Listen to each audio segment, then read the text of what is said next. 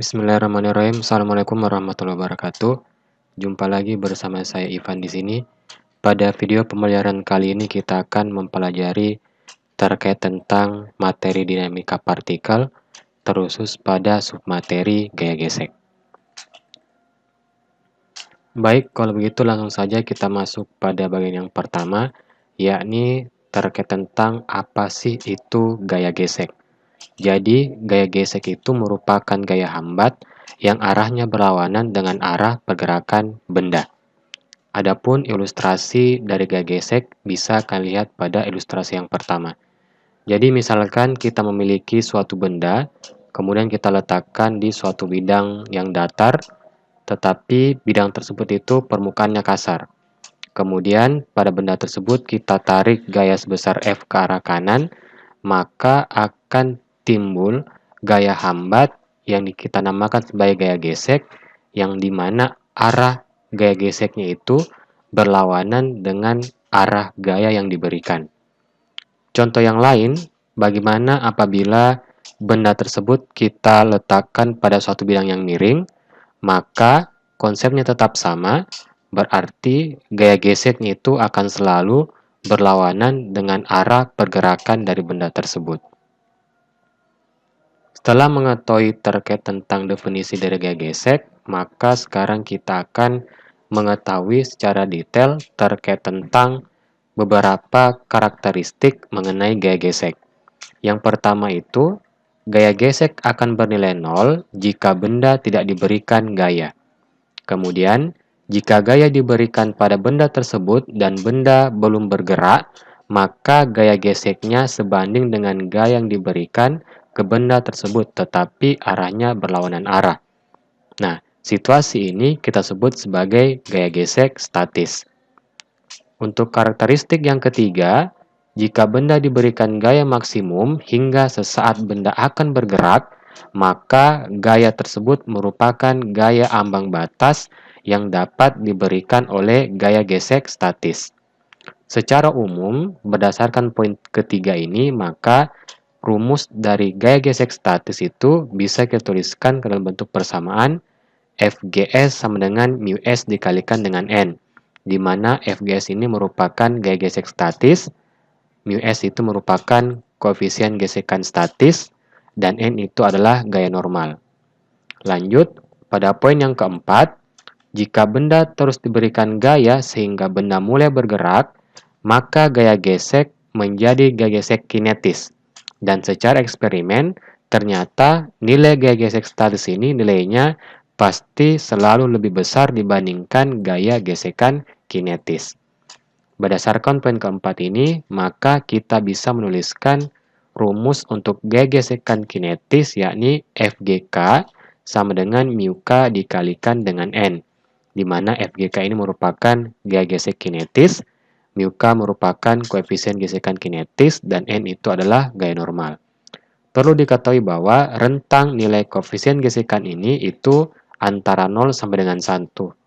Kalau nilainya mendekati 1, berarti permukaannya itu kasar sempurna, tetapi apabila nilai koefisien gesekan ini mendekati 0, berarti permukaannya itu halus sempurna.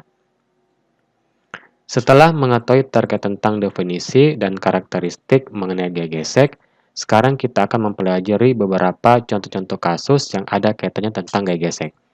Misalkan kita memiliki suatu benda, kemudian kita letakkan pada suatu permukaan yang kasar, lalu benda tersebut kita tarik gaya F ke arah kanan. Maka secara otomatis akan timbul gaya hambat, yakni gaya gesek yang arahnya berlawanan dengan arah dari gaya yang diberikan. Secara lebih detail, teman-teman bisa lihat ilustrasi pada gambar berikut. Selanjutnya, kita akan mendefinisikan terkait tentang diagram gaya yang bekerja pada benda tersebut. Jadi terdapat 4 buah gaya, yakni gaya tarikan F, kemudian gaya gesek FG, lalu ada gaya normal N yang arahnya ke atas, kemudian ada gaya berat W yang arahnya ke bawah.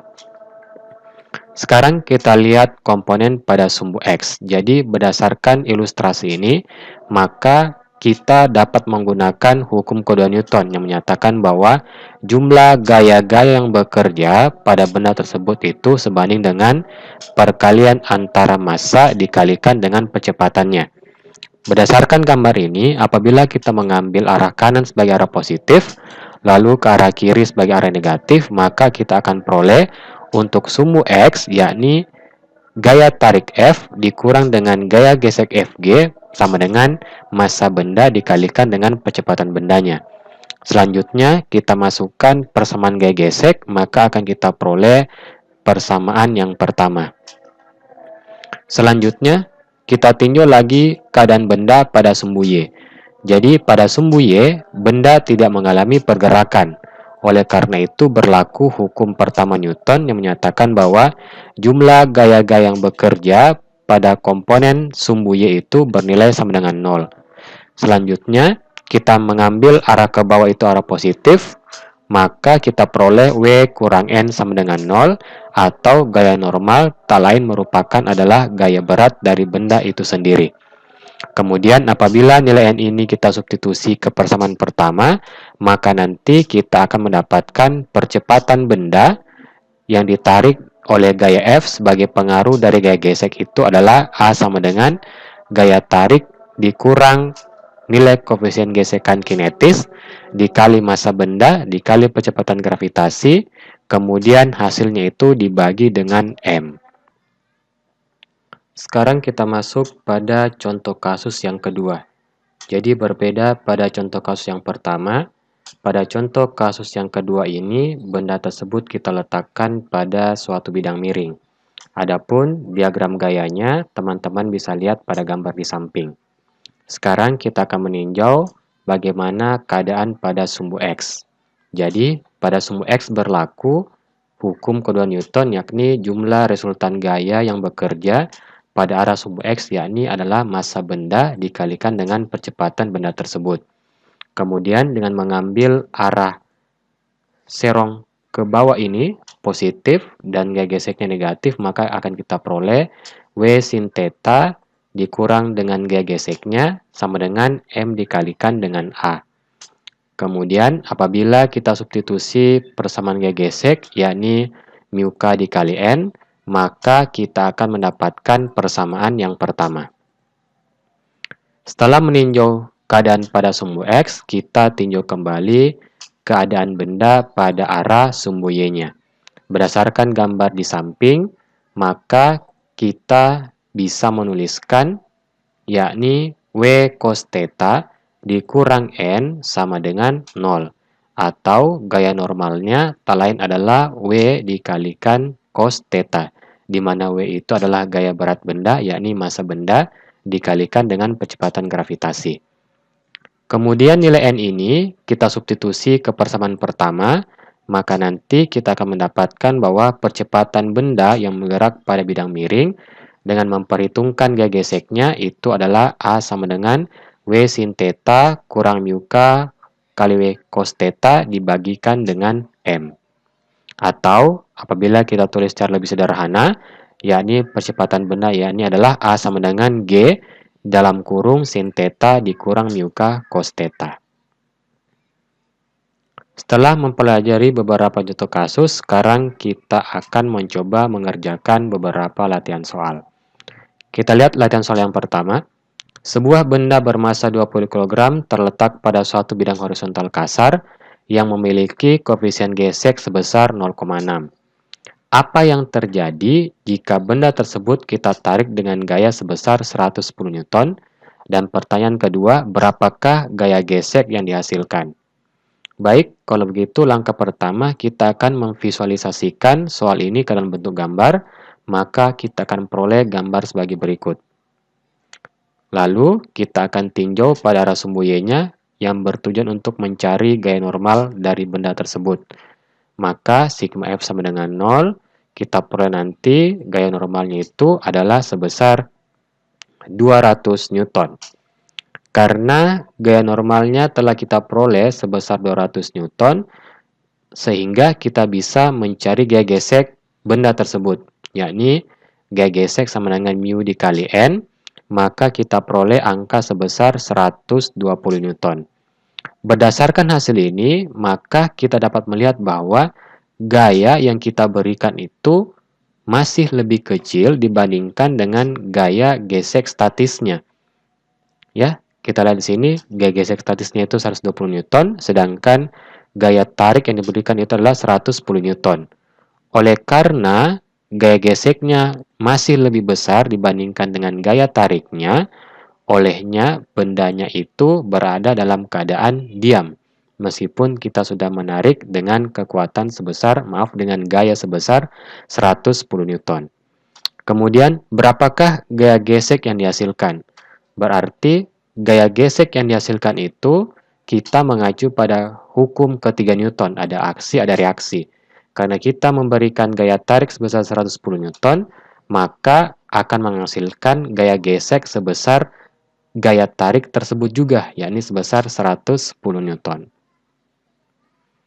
Kita masuk pada contoh soal yang kedua. Sebuah benda bermassa 20 kg terletak pada suatu bidang miring yang memiliki kemiringan sebesar 30 derajat terhadap sumbu horizontal dan hampir saja bergerak.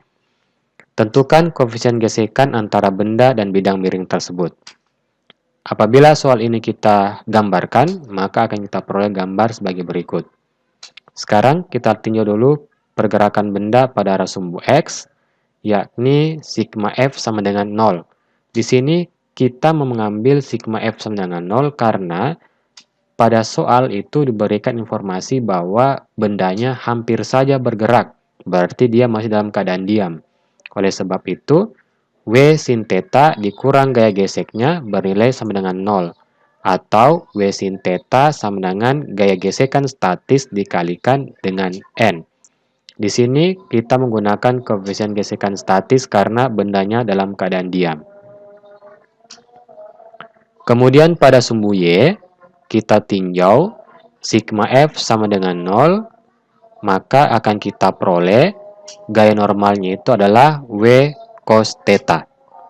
Kemudian kita substitusi nilai N sama dengan W cos theta ini ke persamaan yang pertama, maka kita akan peroleh W sin theta sama dengan mu S W cos theta. Atau mu S itu lain adalah W sin theta dibagi dengan W cos theta. Atau mu S sama dengan tangen theta.